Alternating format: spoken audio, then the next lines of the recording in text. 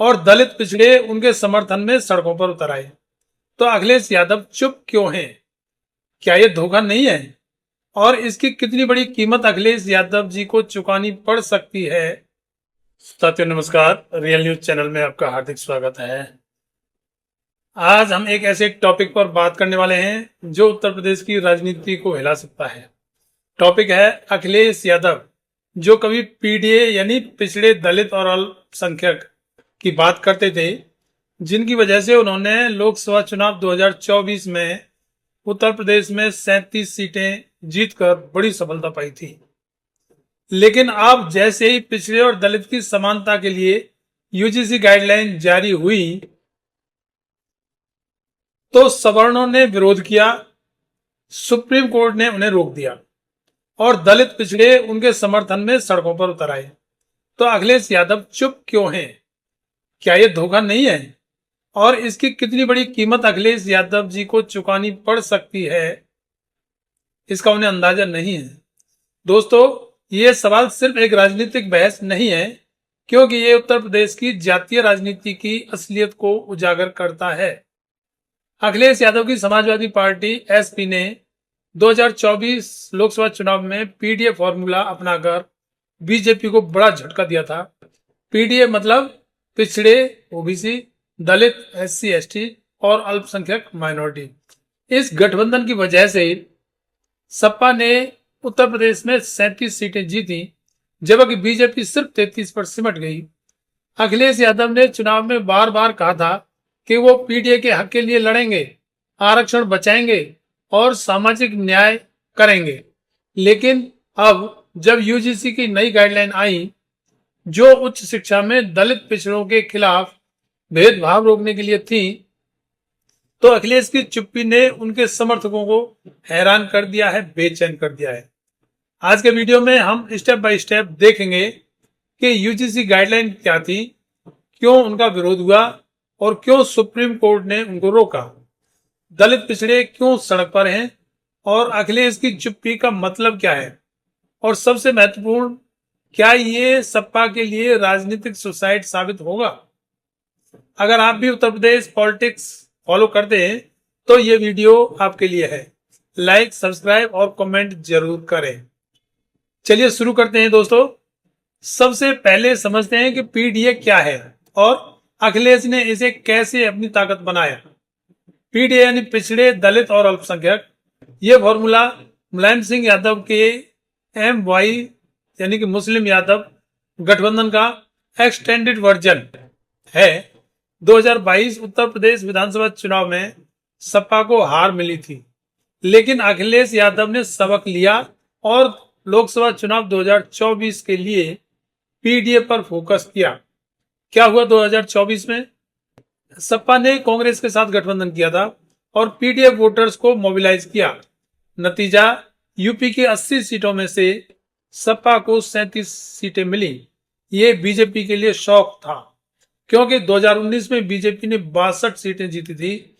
अखिलेश यादव ने रैलियों में कहा था कि बीजेपी आरक्षण खत्म करना चाहती है, पीडीए एकजुट होकर लड़ो। उन्होंने ओबीसी दलितों को बताया कि बीजेपी सवर्णों की पार्टी है और सपा ही उनका सच्चा साथी है। उत्तर प्रदेश में ओबीसी वोटर्स लगभग 40%, दलित 21% और मुस्लिम 19% है। पीडीए ने इन वोटर्स को कंसोलिडेटेड किया। अखिलेश यादव ने कास्ट सेंसस की मांग की, आरक्षण बढ़ाने की बात की और बीजेपी को आरक्षण विरोधी बताया। चुनाव जीतने के बाद अखिलेश यादव ने कहा यह पीडीए की बड़ी जीत है।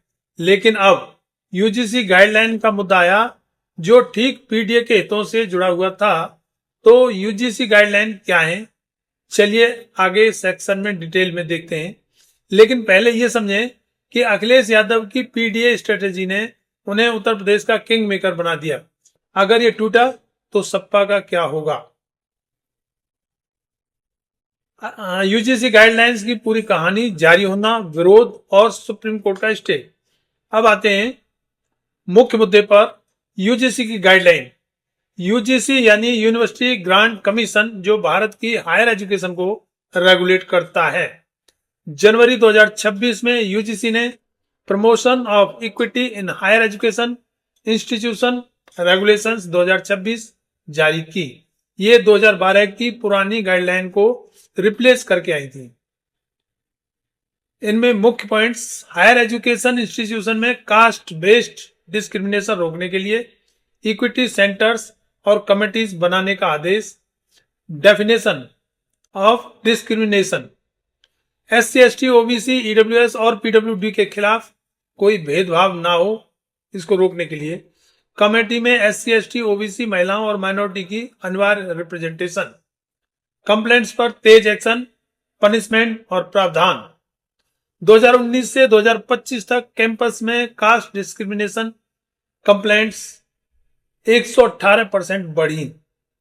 रोहित वेमुला और पायल तड़वी जो छात्रों के साथ में जो केस हुआ, जैसे केसों के बाद सुप्रीम कोर्ट ने यूजीसी को सख्त रूल्स बनाने को कहा था। सुप्रीम कोर्ट के ऑर्डर पर कोर्ट ने कहा था कि 2012 रूल्स कमजोर हैं, इन्हें मजबूत बनाओ। यूजीसी ने ओबीसी को पहली बार विक्टिम कैटेगरी में शामिल किया क्योंकि ओबीसी ड्रॉप आउट रेट बहुत ज्यादा बढ़ रहा था। लेकिन फिर इसका विरोध क्यों हुआ? सवर्ण जनरल कैटेगरी ग्रुप्स ने कहा कि ये रूल्स रिवर्स डिस्क्रिमिनेशन है। डेफिनेशन में जनरल कैटेगरी को प्रोटेक्शन नहीं दिया गया है, सिर्फ SC ST OBC को प्रोटेक्शन दिया गया है।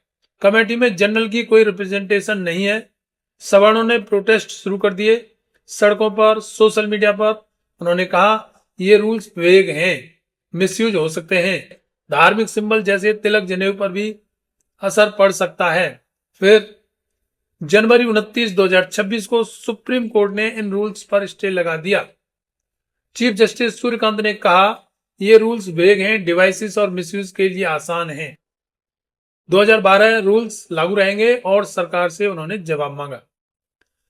अब दलित पिछड़े ग्रुप्स ने यूजीसी गाइडलाइन के सपोर्ट में प्रोटेस्ट शुरू कर दिए। उन्होंने कहा ये रूल्स हमारे हक के लिए बहुत ज्यादा जरूरी थे। सुप्रीम कोर्ट का स्टे अन्यायपूर्ण है। सड़कों पर प्रदर्शन हो रहे हैं लेकिन मीडिया में बहुत कम कवरेज दिखाई जा रही है। ये ठीक पीडीए कम्युनिटी से जुड़ा मुद्दा है। अखिलेश यादव की इस पर चुप्पी, क्या ये धोखा है? दोस्तों, अब सवाल ये कि अखिलेश यादव ने कहा है, अखिलेश यादव है कहां? यूजीसी गाइडलाइन पीडीए के हितों से सीधे जुड़ी थी। ओबीसी SC ST के खिलाफ डिस्क्रिमिनेशन रोकना, लेकिन जब सवर्ण ने विरोध किया तो अखिलेश चुप हो गए। सुप्रीम कोर्ट के स्टे के बाद अखिलेश यादव ने कहा टू जस्टिस में किसी को इनजस्टिस नहीं होना चाहिए, कोर्ट सुनिश्चित करता है। ये स्टेटमेंट सुप्रीम कोर्ट स्टे को वेलकम करने जैसा था, जो सवर्णों की साइड है। राजनीतिक रणनीति लगती है अखिलेश यादव की। यूपी में सवर्ण वोटर्स ब्राह्मण, ठाकुर आदि 20 से 25% है। सपा पहले यादव मुस्लिम पार्टी मानी जाती थी, लेकिन अखिलेश सवर्णों को लुभाना चाहते हैं। चुप्पी से वो सवर्णों को नाराज नहीं करना चाहते। मायावती ने भी सुप्रीम कोर्ट स्टे को एप्रोप्रिएट कहा है। कांग्रेस और अन्य पार्टियां चुप हैं आगामी चुनावों के कारण। लेकिन पीडीए समर्थकों के लिए ये धोखा क्यों है? क्योंकि अखिलेश ने चुनाव में पीडीए को आरक्षण, इक्विटी का वायदा किया था। अब जब इक्विटी रूल्स आई तो चुप्पी। दलित पिछड़े सड़कों पर यूजीसी सपोर्ट में है, लेकिन अखिलेश का कोई स्टैंड नहीं। ये उनके पीडीए फॉर्मूले को कमजोर कर सकता है। एनालिसिस, अगर अखिलेश यादव बोलते तो सवर्ण नाराज हो जाते, न बोलने पर पीडीए नाराज हो रहा है। क्या ये डबल एज स्वॉर्ड नहीं है? हाँ, और ये धोखे जैसा लगता है क्योंकि पीडीए उनकी जीत की बुनियाद था। अखिलेश यादव को इसकी कीमत चुकानी पड़ सकती है। अब देखते हैं इसका इम्पैक्ट क्या होगा। यूपी पॉलिटिक्स जाति पर टिकी है। अगर पीडीए टूटा तो चंद्रशेखर आजाद की एएसपी मजबूत हो सकती है, या बहुजन समाज पार्टी जैसे पुराने प्लेयर्स। दलित यूजीसी स्टे से नाराज हैं। अखिलेश यादव की चुप्पी उन्हें एएसपी या अन्य की तरफ धकेल सकती है। यादव सपा के कोर वोटर्स हैं, लेकिन नॉन यादव, ओबीसी, कुर्मी, कुशवाहा पहले से इधर उधर विभाजित होते रहे हैं। यूजीसी जैसे इशू से वो सपा से दूर हो सकते हैं। 2027 उत्तर प्रदेश विधानसभा चुनाव सपा की 2024 जीत पीडीए पर थी। अगर चुप्पी से पीडीए नाराज हुआ तो सपा 100 से 150 सीटें हार सकती है। नेशनल लेवल पर क्या इम्पैक्ट पड़ेगा? सपा इंडिया अलायंस का हिस्सा है। ये चुप्पी अलायंस को भी कमजोर करेगी, क्योंकि कांग्रेस की कास्ट सेंसस पर बोल रही है। अखिलेश की इमेज पीडीए वॉरियर से अपॉर्चुनिस्ट हो सकती है। अगर प्रोटेस्ट बढ़े तो सपा के लिए क्राइसिस होना निश्चित है। लेकिन अगर अखिलेश अब बोलते हैं तो सवर्ण हो सकते हैं, उनसे नाराज हो सकते हैं। फैक्ट क्या है? 2024 में पीडीए ने सपा को 37 सीटें दी थी। अगर 20% शिफ्ट हुआ तो बड़ा नुकसान हो सकता है और निश्चित है। दोस्तों, यूजीसी गाइडलाइन पर अखिलेश की चुप्पी पीडीए को धोखा लगती है, क्योंकि ये उनके वादों से उलट है। राजनीति में रणनीति जरूरी है, लेकिन वोटर्स की ट्रस्ट नहीं टूटनी चाहिए।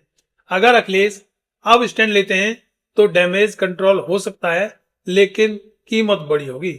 उत्तर प्रदेश में सपा की पकड़ कमजोर हो सकती है। आप क्या सोचते हैं? कमेंट में बताएं।